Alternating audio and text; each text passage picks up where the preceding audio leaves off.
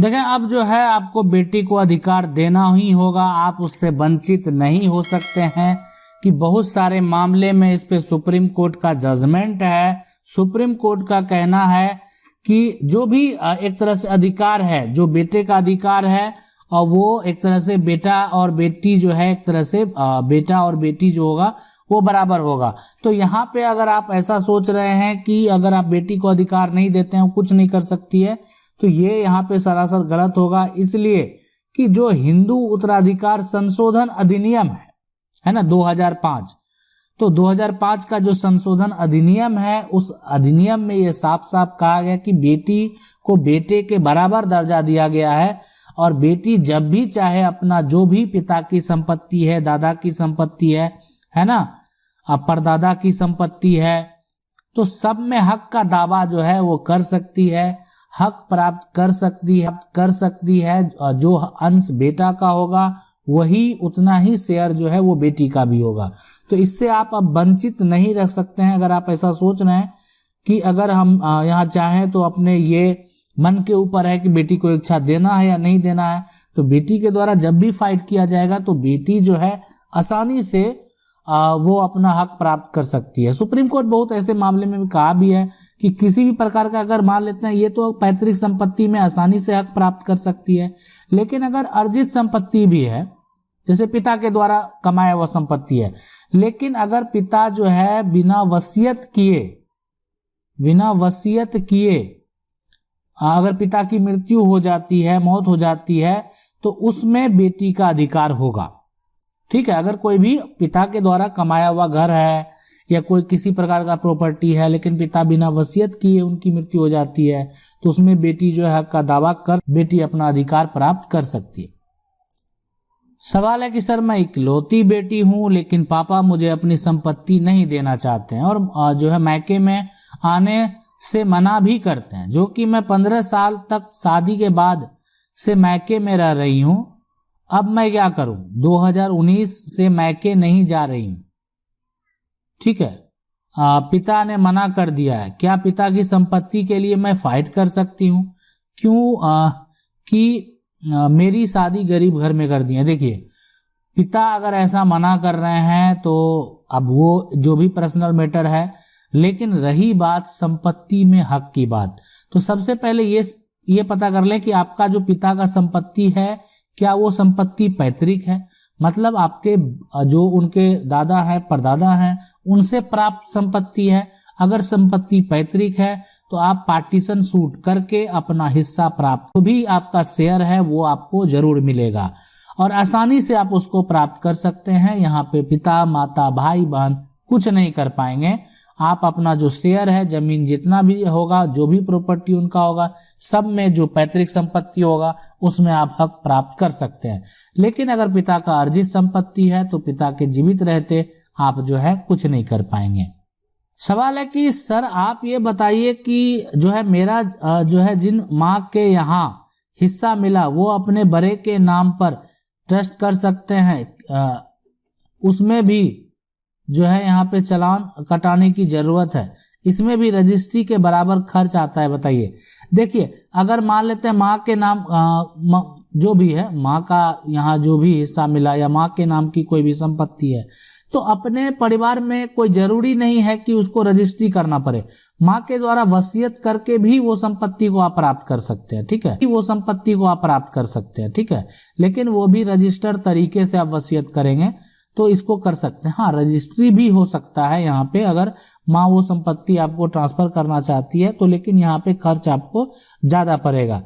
आप अगर कम खर्च करना चाहते हैं तो माँ के द्वारा वसीयत हो जाएगा। वसीयत जो होगा तो उसमें यह होगा कि माँ की मृत्यु के बाद उस संपत्ति का पूरा अधिकार किसी एक को जो है वो मिलेगा, या जो बड़े बेटे हैं या किसी एक को देना चाहें, या दोनों बेटों को देना चाहें, या सिर्फ बेटी को देना चाहें, उसके लिए जो है माँ स्वतंत्र है।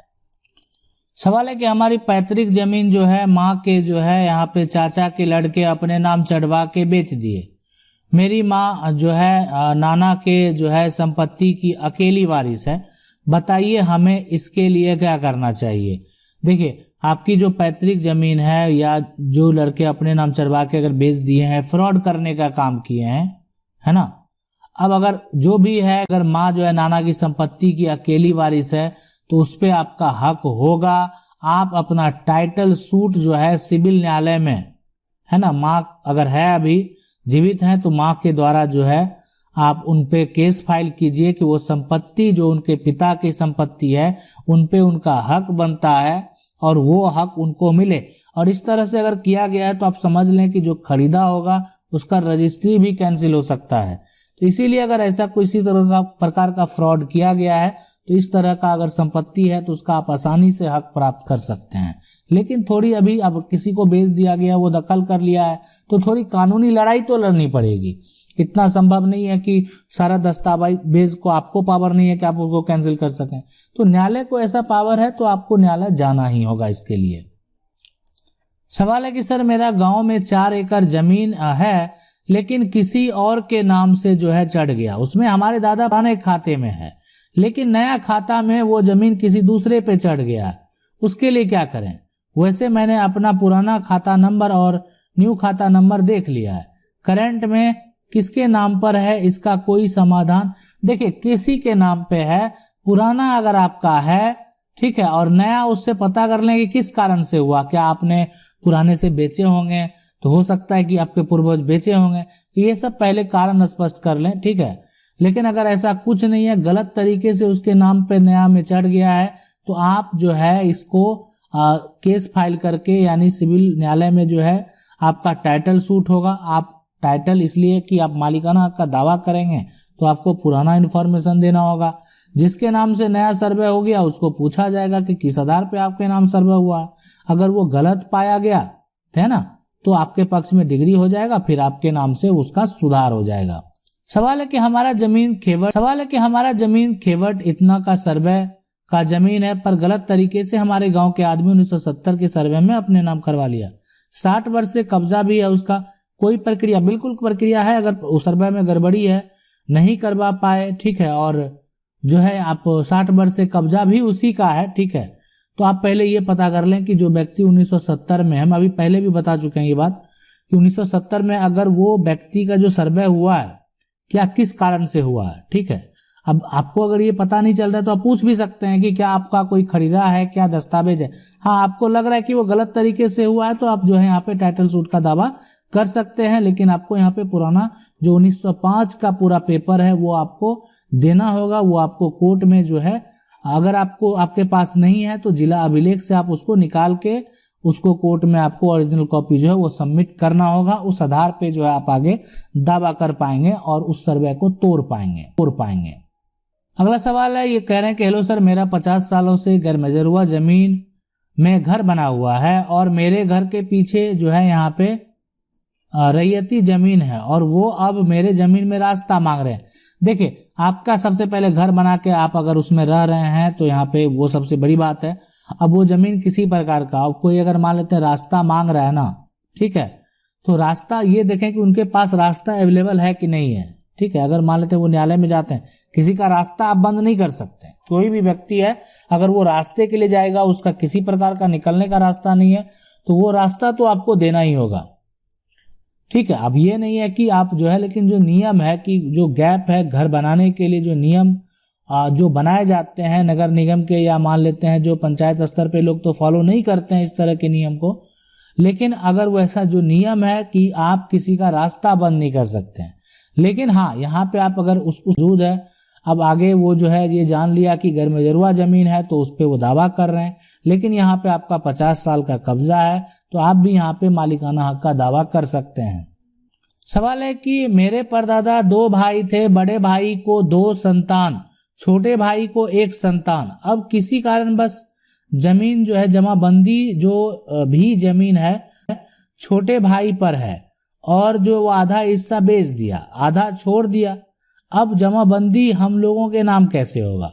सबसे पहले जो है जमाबंदी के लिए, तोड़ने के लिए आप चाहें तो एक बार पहले सीओ को आवेदन करें, ठीक है, जो सर्कल ऑफिसर हैं। उसके बाद अगर ऐसा नहीं हो पाता है तो आप अनुमंडल स्तर पे आप जो है उसको केस फाइल कर सकते हैं, ठीक है। अनुमंडल स्तर पे राजस्व के अधिकारी बैठते हैं, मतलब जो जिनका काम है जमीन सुधार विभाग या भूमि सुधार विभाग, आप देखे होंगे वहां पे, तो आप वहां पे जाके जो है भी आवेदन करके केस फाइल कर सकते हैं। तो यानी ये प्रक्रिया जो है आपको यहीं से तोड़ना होगा। और सबसे बड़ी बात है कि अगर वो गलत तरीके से हो गया है, अगर यहाँ से वो नहीं टूटता है तो फिर आपको जो है कोर्ट का सहारा लेना पड़ेगा। आपको ये जो है यानी सिविल में आपको इसको ब्रेक करने और साथ में आप करने और बाकी जो गलत रजिस्ट्री कर दिया गया वो भी वहां पे दिखाना होगा कि ये अपना हिस्सा सारा संपत्ति को बेच चुके हैं। सवाल है कि सरकारी जमीन में 20 ईयर से मकान बनाकर रह रहा हूं बट जमीन पर पीएम आवास जो है नहीं बनने दिया जा रहा है।